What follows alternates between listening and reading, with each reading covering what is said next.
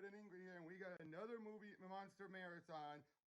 One that's been a long time coming, especially with her girl. My girl Mothra! I finally get to see her solo. Yep, we get to see her first movie, and we're going to watch, as well as the Rebirth trilogy. I am so excited for this. And then after all that, because of what we're going to be seeing later tonight, we're going to be watching Venom, and then we're going to go off and see Venom Let There Be Carnage. Oh man, I am excited for today. I've been looking at tax software all week because that's part of my day job, so I'm ready to turn my brain off with some good monster movies. Exactly. So, and this movie, about an hour and a half, which is about average for the normal Godzilla or Kaiju movie. So yeah, that's about what I was expecting. And yeah, so it's nice to see what came out for it before Mothra actually joined up with Godzilla, but I'll give you guys the heads up right now. There's people who made a joke of saying, oh, there were no annoying kids in the Gamera High Side trilogy. That's because they were put in here. Oh, boy. Yep, so brace yourselves when we get to that. But for right now, let's check out the original 1960s Mothra. We'll see you on the other end.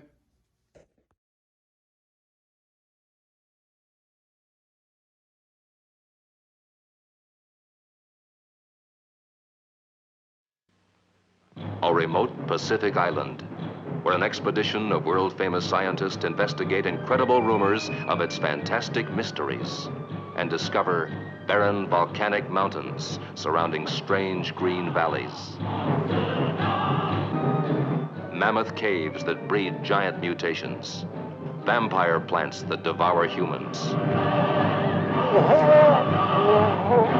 But most astounding of all, the tiniest women in all creation.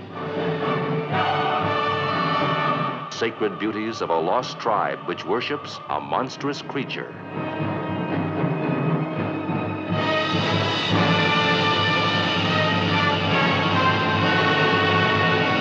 What is the secret of Mothra? What is the bizarre spell that awakens Mothra as these doll-sized girls call to the super god from captivity?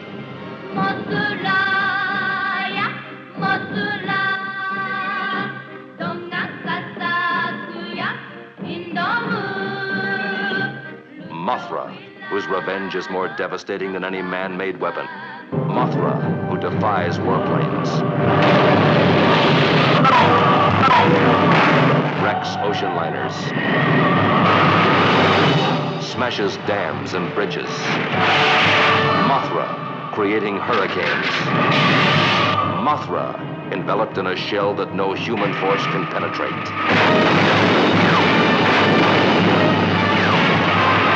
Mothra, indestructible, all-powerful, indescribable. What kind of creature is this god monster, Mothra?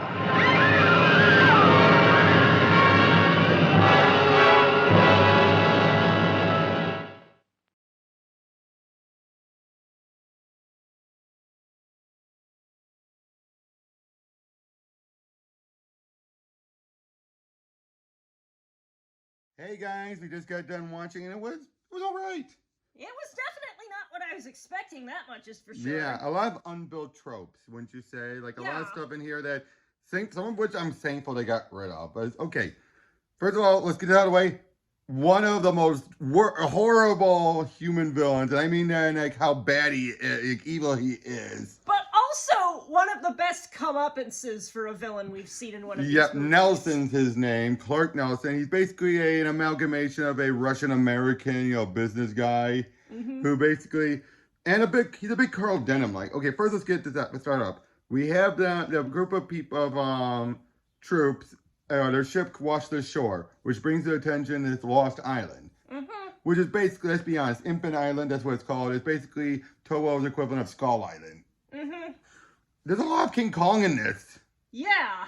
A lot of King Kong. But, so an expedition is sent. We're introduced to Fukuda, the reporter, and I like him. I like him too. He's very much like, you think he's going to be the big, annoying comic relief. No, he's quirky, but he's a good reporter. Oh yeah, he's definitely smart. Horrible liar. But not dumb. Exactly. Definitely not dumb. We're also just introduced to a professor. I just forgot his name, but Yeah, we're kind of back in the Showa where we don't get all their names because they rarely say their names. Mm-hmm. Isn't it always annoying? But yeah, though. But and basically they come ashore to the island, and then once they're there, they find these natives who are not the worst blackface. They are not the worst. But it was still annoying. But then Fukuda finds the Cosmos, and then Nelson is ready to take them, but then thanks to the natives surrounding them, and they don't have any, they're caught off guard, and the others are telling them put the gun down, so they put the guns down, and they put the twins down, the twins down, and this is the second worst handling of them. Yeah. I mean, I get it. It's the first outing with them. It makes sense. But they're just there as plot devices. They don't even talk until, like, well over halfway through. It's like, you could have replaced him with a shiny lamp and it would have had just as much impact on the plot. Exactly. But they eventually leave, make it back, and it felt like, oh, this expedition was a bust. Mm-hmm. But then Nelson goes back and guns down all of the warriors, anyway, of the tribe. And for a moment, we thought it was genocide at first. We're like, holy shit, dude. Which would have made having the tribes people there effective. But it turned out, nope, they're still alive.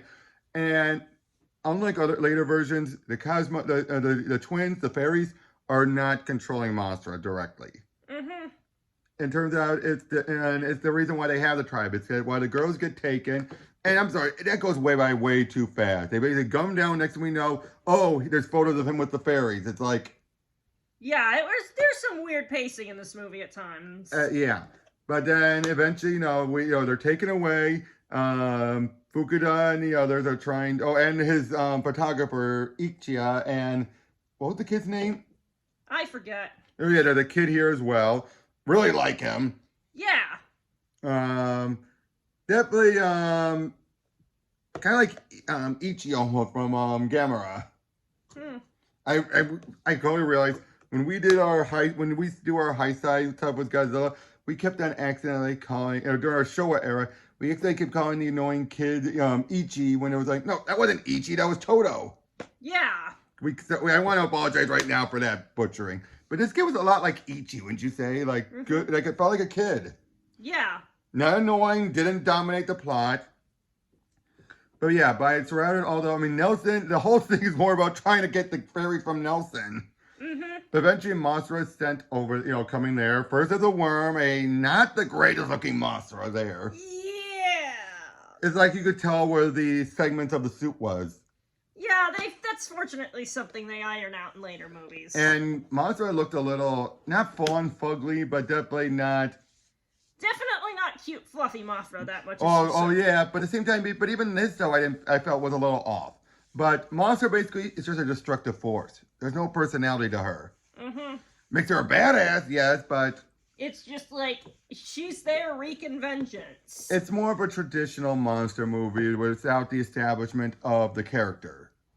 Because she's just basically like, give me back my fairies, bitches. Mm-hmm.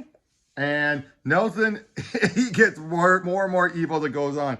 I mean, eventually they knock out the kid who's trying to save the fairies, which is funny enough, he referenced earlier. We should just take him and run. And they're like, no, don't be stupid.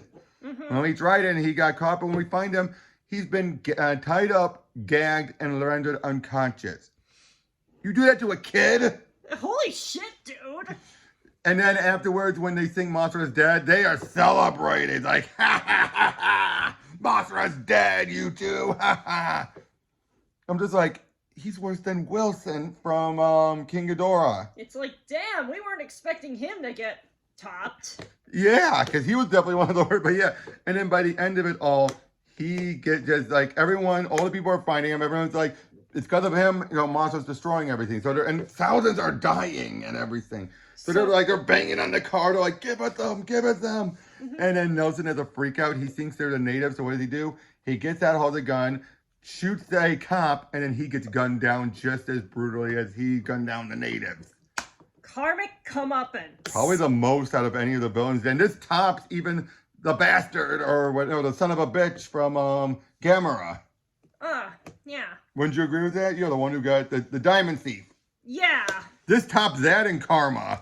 Yeah. It's like he gets gunned down the same way. It's just like, oh yeah, he deserved that. Oh look, it's the consequences of my actions. And then they see but then they shoe in a bit of Christianity at the end. It's just like, where did that come from? I mean, kind of it was hinted at when you see the symbol looks like a cross, but not exactly. And then they claim, oh, I hear the church bells. They sound like the girls singing. I'm like, not really. Man, it's not as stupid as Gamera's resolution, but it's just as contrived. Would you agree with that? Like if they had set it up a bit earlier in the movie, I could have forgiven it, but yeah, it just kind of comes out of nowhere. It's like they didn't know what to do, so they did that. And then basically they give the girls to Mothra, and Mothra flies off to the island, and that's the end. And for what it is, this feels more standard than it for Mothra. I mean, I get it. Again, it's their first time. They're experimenting. This sets a standard. But I think there's a reason why people loved her more in Godzilla versus Mothra. Oh, yeah. It's just like... that sets things up a lot better. Yeah. It's just like, it's then later that she becomes this, like, benevolent nature guardian who's also not nice. Yeah, but here, though, she just felt just standard. Yeah, it's just like... cool design, cool, but it's just generic monster movie. Let's be real. Yep, and the fact that it's like, oh, she's a worm. She's obviously going to put on a cocoon. It's like some of the stuff that obviously we love about her, but we also have to realize it's obvious. Like, it's a worm. Oh. Well, we're going to move on to the Rebirth trilogy anyway. Not much else to say except, Yeah, it's... 7 out of 10. 7 out of 10, yeah. So we'll see you guys on the other side.